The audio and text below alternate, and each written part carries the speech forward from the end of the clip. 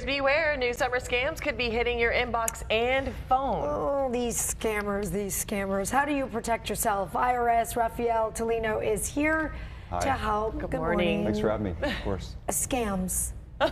Scams. Yeah. What is in for 2023? It's like Yeah, every year they're up to something. Yeah, they're around. There's a whole spate of them. The one we saw recently before we saw with text and email, right? So smishing and phishing. But the one we saw actually a couple weeks ago that we sent something around about was an actual cardboard mailer that gets to your home by a delivery service, right? And then it says something in relation to your tax refund. Like it's an actual physical mailer. Okay. And then it's asking for sensitive and personal information that nobody would ever ask you for, including pictures of your driver's license. Wow. Social security information, bank account, that kind of a thing. So obviously we're not doing that. We do send letters in the mail, millions of them, but they're white and they're professional and they're looking and the telltale signs of these scams, be they email, phishing, or these mailers, are all the bad punctuation and grammar that you can see in there. That's right? usually a tale that you could tell that there's something off. But an actual delivery person bringing them? it's like a cardboard mailer from a delivery service, and it says something in your tax refund, and give us this information, and then we'll give you your refund. Same thing with these texts and emails. Same thing. One is related to the economic impact payments. Remember we had those 2 years ago. Those went away with the pandemic legislation in 2021. There's another one that says you can fix your refund. There's another one that says you can claim your refund online. Oh boy. Go online and click on this link and provide information. There's a whole spate of them. And the bottom line is we, the IRS that is, and any legitimate agency or business is not sending you information like this and then asking you, requesting personal information you would never give anybody, let alone pictures of your driver's license. And of course the bad guys want this stuff for identity theft purposes, right?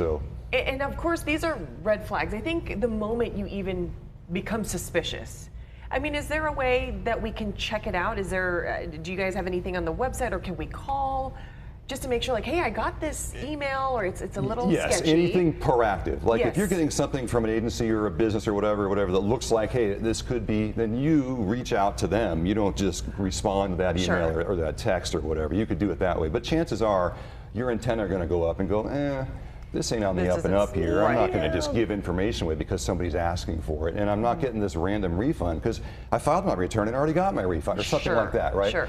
But they cast an enormous net, right? So if they send to the bad guys, if they send out, I don't know, millions of these things and they get 30, 40, 50, 60, whatever the number might be in terms of a real small, it's still enough to affect people. You say chances are that most people you think would be able to see it and avoid it. We'd hope they would avoid it. But we know, because we've talked about it right here on the news, especially preying on the vulnerable, whether it's the elderly or people that just may not know.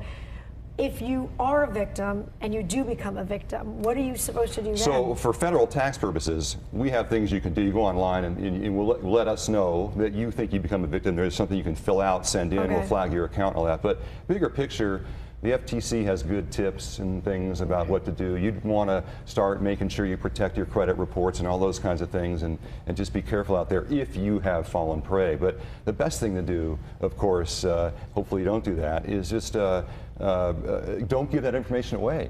Just because somebody's asking for it, especially when it comes to that personal stuff.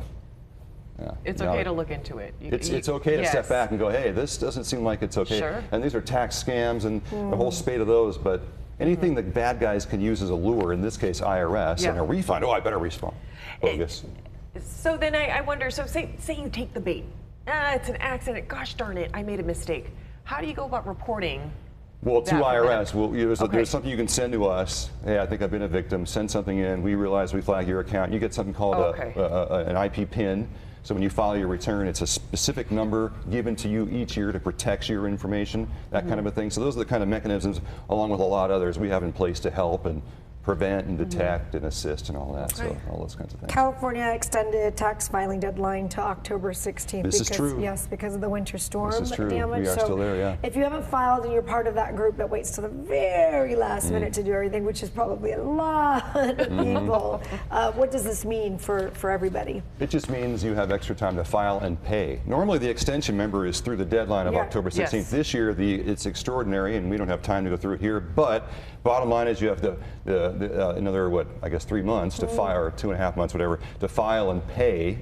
as opposed to just filing. Yeah. And if you had a balance due and you got a letter, and we sent out some letters, and we shouldn't have, and that was kind of a mistake, but you have until October 16th to file and pay for most of California. There's 2 little counties in California way up top where most of the population does not live, but for the majority of us, 40 million of us who live in California, we have till mid-October. All right. Special year for that. Oh, well. My favorite time of the year. I'm in the summer. In the summer, I was just going to say. Thanks for having me to spread the good word well, about we the appreciate bad you guys. at least coming by and Yes, giving us the absolutely. advice that we need. Anytime. Thank you. Raphael, thank you.